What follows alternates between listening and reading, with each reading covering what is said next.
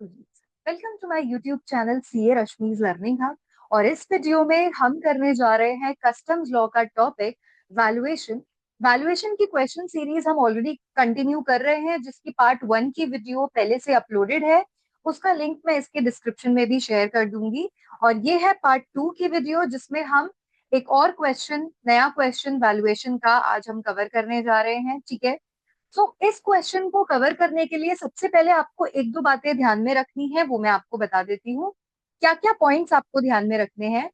सबसे पहले तो मैंने जो लास्ट वीडियो में भी मैंने आपको बताया था कि एफओबी में, जो एफओबी वैल्यू होती है फ्री ऑन बोर्ड, एफओबी में जब हम फ्रेट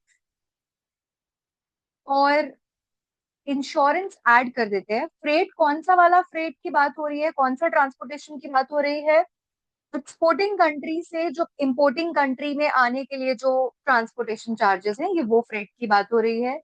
इनको ऐड करके जो वैल्यू आती है उसे बोलते हैं सीआईएफ, कॉस्ट इंश्योरेंस फ्रेट। और सीआईएफ जो है वो फॉरेन करेंसी में होता है, तो जब आप उसे एक्सचेंज रेट से मल्टीप्लाई कर दोगे तो वो इंडियन करेंसी में कन्वर्ट हो जाएगा और वो बन जाएगी असेसेबल वैल्यू। मतलब जब हम सीआईएफ को एक्सचेंज रेट से मल्टीप्लाई कर देंगे तो जो आएगी वैल्यू उसे बोलते हैं असेसेबल वैल्यू। और ये असेसेबल वैल्यू जो है, ये वो वैल्यू है जिसके ऊपर कस्टम ड्यूटी हम इंडिया में चार्ज करेंगे और वो कस्टम ड्यूटी हमें पे करनी पड़ती है। ठीक है। ये मैंने लास्ट वीडियो में भी आपको बताया था। इसमें मैंने ये भी आपको बताया था कि जो फ्रेट है, अगर एयर फ्रेट है, एयर फ्रेट की लिमिट है कि वो 20% ऑफ एफओबी से ज्यादा नहीं हो सकता।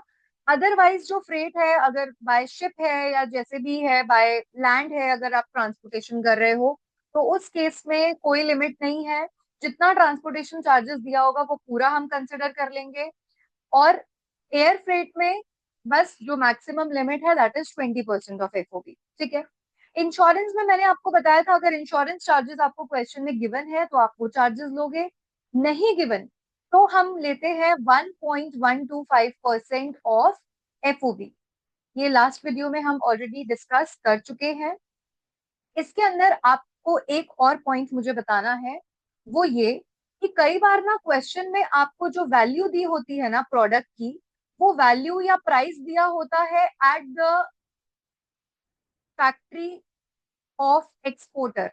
मतलब जिससे हम सामान खरीद रहे हैं ना, उसके फैक्ट्री में, उसके फैक्ट्री गेट में जो वैल्यू थी, उसके फैक्ट्री गेट पे वैल्यू कितनी थी प्रोडक्ट की, वो दी होती है। पहले हमें एफओबी फाइंड आउट करना होता है। कैसे फाइंड आउट करते हैं? जो एक्सपोर्टर है जिससे हम सामान खरीद रहे हैं, उसके फैक्ट्री गेट पे ये प्रोडक्ट इतने का है। इसमें अब उसके फैक्ट्री गेट से प्रोडक्ट जो है वो पोर्ट तक जाएगा, एयरपोर्ट या शिपिंग पोर्ट जैसे भी आ रहा है सामान, तो वो पोर्ट तक जाएगा। तो वहां तक के transportation charges from factory to port, ये ऐड होंगे। और इसके अलावा हैंडलिंग चार्जेस, सामान को हैंडल करना, लोडिंग अनलोडिंग जो भी है, फैक्ट्री गेट से लेके पोर्ट तक, ये जो चार्जेस हैं, जब ये दोनों चार्जेस ऐड होते हैं तो आती है एफओबी वैल्यू। जो मैंने लास्ट वीडियो में आपको एक्सप्लेन किया था, वहां पे हमने एफओबी से स्टार्ट किया था, क्योंकि हमें एफओबी की इंफॉर्मेशन गिवन होती है या सीआईएफ गिवन था तो हम पहले रिवर्स गए थे। लेकिन यहाँ पे आपको वैल्यू दी होगी एक्सपोर्टर के फैक्ट्री गेट पे प्रोडक्ट कितने का है। पहले वो एक्सपोर्टर के गेट से वो पोर्ट तक भी तो जाएगा ना, और पोर्ट तक जाने के बाद जब हम उसे बोर्ड कर देंगे, लोडिंग हो जाएगी प्रॉपर सामान की इंडिया आने के लिए, तो वहां तक की जो वैल्यू होती है दैट इज एफओबी। तो एफओबी पहले फाइंड आउट करनी है। कैसे फाइंड आउट करनी है? जो भी वैल्यू होगी at the factory gate of exporter, उसमें ट्रांसपोर्टेशन चार्जेस ऐड कर देना फ्रॉम फैक्ट्री टू पोर्ट, और हैंडलिंग चार्जेस ऐड कर देना। ये सब ऐड करने के बाद आपके पास एफओबी वैल्यू आएगी। और फिर एफओबी के बाद तो वही नॉर्मल जैसे हम करते हैं, ये एफओबी में ऐड करना है फ्रेट और ऐड करना है इंश्योरेंस, आपके पास सीआईएफ वैल्यू आ जाएगी। और सीआईएफ को मल्टीप्लाई कर देना एक्सचेंज रेट से, तो आपके पास असेसेबल वैल्यू आ जाएगी। ठीक है। और एक और पॉइंट आप इसमें ध्यान रखना इस क्वेश्चन को करने के लिए, और वैसे भी आपको पता होना चाहिए, बाइंग कमीशन अगर आपको क्वेश्चन में गिवन होगा, बाइंग कमीशन जो इंपोर्टर एजेंट्स को पे करता है अपने, बाइंग कमीशन स्पेसिफिकली, उसको कभी भी हम इंक्लूड नहीं करते in finding the accessible value. Accessible value निकालने के लिए आपको याद रखना है कि क्या नहीं कंसिडर करना, बाइंग कमीशन को कंसिडर नहीं करना। अगर आपको क्वेश्चन में बाइंग कमीशन दिया भी होगा तो आपको उसे इग्नोर करना है।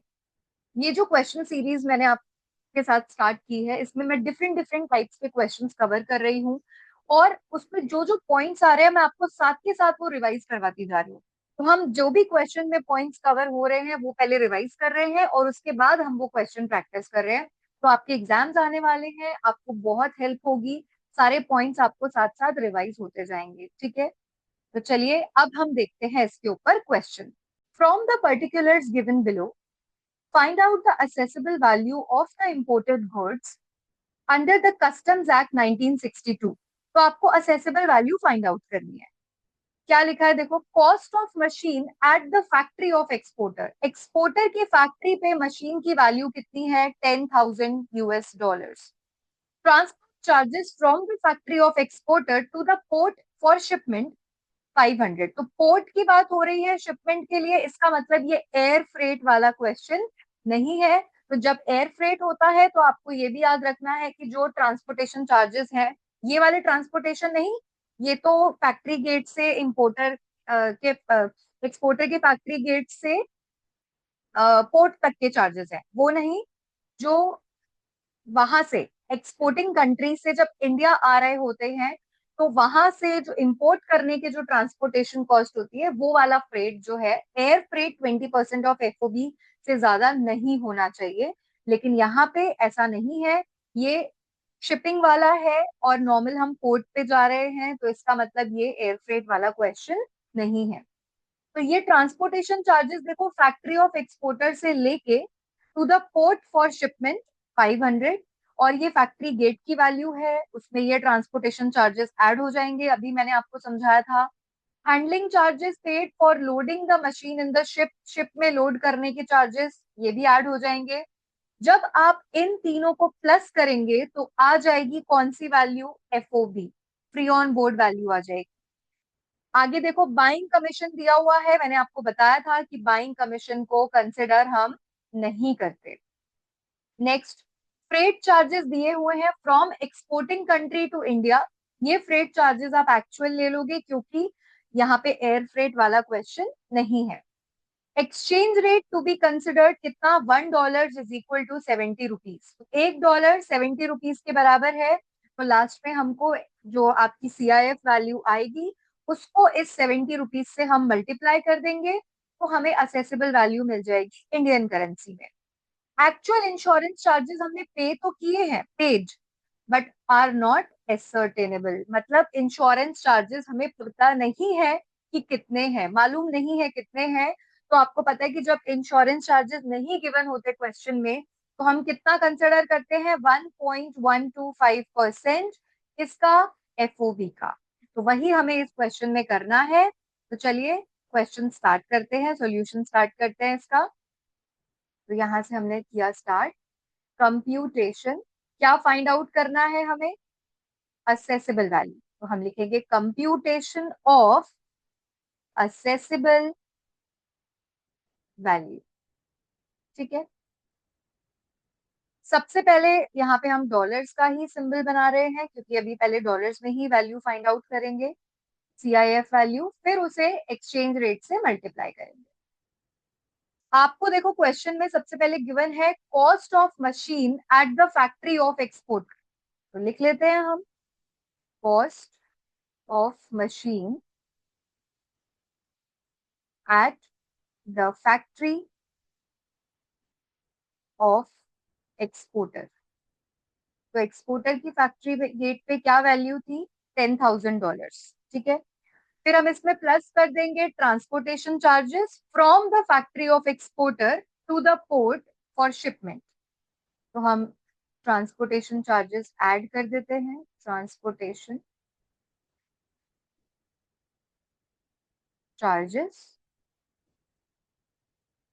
From factory of exporter to port. कितने थे ये? 500। ठीक है, आगे चलते हैं। Handling charges paid for loading the machine in the ship. तो हैंडलिंग चार्जेस, लोडिंग चार्जेस हमने कितने पे किए हैं? 50, ये ऐड हो जाएंगे, प्लस हैंडलिंग चार्जेस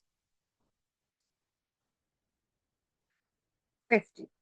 इन तीनों को आप जैसे ही ऐड करोगे तो आपके पास आ जाएगी FOB, free on board value.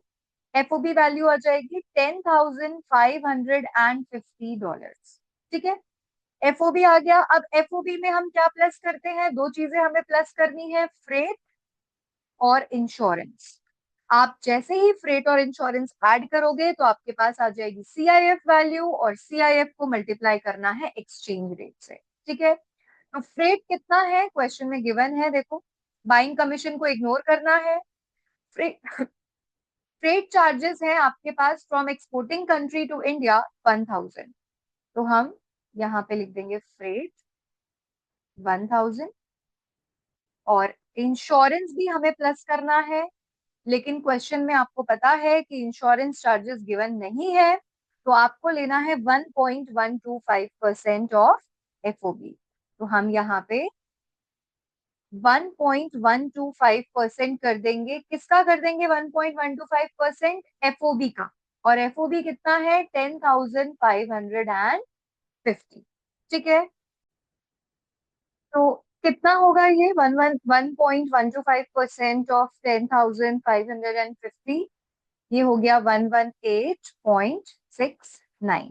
ठीक है, अब FOB plus freight plus insurance जब आप कर देंगे तो आ जाएगी वैल्यू सीआईएफ। सीआईएफ इन तीनों को प्लस करके आ जाएगा, जो कि होगा 11,668.69। FOB plus freight plus insurance तीनों को कर दिया प्लस, सीआईएफ वैल्यू आ गई, लेकिन ये जो वैल्यू आई है ये आई है डॉलर्स में, हमें इसे कन्वर्ट करना है रुपीज में। तो हम मल्टीप्लाई कर देंगे एक्सचेंज रेट से, और एक्सचेंज रेट आपको गिवन है पर डॉलर इज 70 रुपीज। तो 11,668.69 को 70 रुपीज से मल्टीप्लाई करो, आ जाएगी असेसेबल वैल्यू, और एसेसिबल वैल्यू हो जाएगी 8,16,808.30। ठीक है, आप जब इसको राउंड ऑफ कर देंगे तो हम यहाँ पे एक बार इसको राउंड ऑफ कर देते हैं to the nearest rupee, assessable value rounded off. तो आप इसे राउंड ऑफ करके भी लिख सकते हैं, और वो हो जाएगा 8,16,808। 8,16,808 rupees is the final answer, which is the accessible value. ठीक है, आई होप आपको ये क्वेश्चन समझ में आया होगा, specially for CA final, CMA final students. Custom valuation का क्वेश्चन है, और ये वैल्यूएशन सीरीज, जो क्वेश्चन सीरीज मैंने स्टार्ट की है, ऐसे ही डिफरेंट डिफरेंट क्वेश्चन मैं आपको रेगुलर बेसिस पे करवा रही हूँ। तो आप इस क्वेश्चन को अच्छे से प्रैक्टिस करना, जो पॉइंट्स मैंने बताए हैं उनको भी ठीक से पहले रिवाइज करके then you start with the question. और पार्ट 1 की वीडियो मैं इसके डिस्क्रिप्शन में शेयर कर रही हूँ, आपको वो भी मिल जाएगी। तो आप अच्छे से प्रैक्टिस कीजिए। आई होप आपको ये वीडियो अच्छे से समझ में आई होगी, और अगर आपको वीडियो अच्छी लगी हो तो वीडियो को लाइक जरूर कीजिए, अपने फ्रेंड्स के साथ शेयर कीजिए, कमेंट्स कीजिए, और चैनल को सब्सक्राइब करना मत भूलिए। Thank you so much.